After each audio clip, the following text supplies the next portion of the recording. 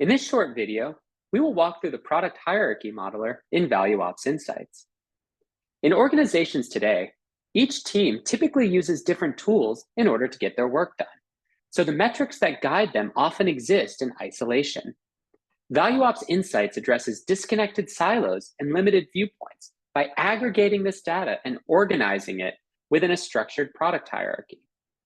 Without further ado, let's check it out. Imagine I'm a strategic leader at Golden Horizon Banking.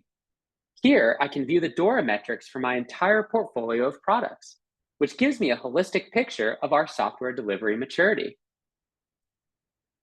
The data I'm viewing is aggregated from each of the underlying products and their respective components. I can now drill down from the portfolio perspective into each product line, product, subproduct, and even view the components. As a director, I could view the relevant metrics based on my individual product line. And drilling down even further, a product manager can get a view in the context of their individual product. Finally, we can get a component level view so that the teams working on this product can understand their maturity and pinpoint where they can improve. As you can see, ValueOps Insights effectively addresses the problems that arise from isolated data silos.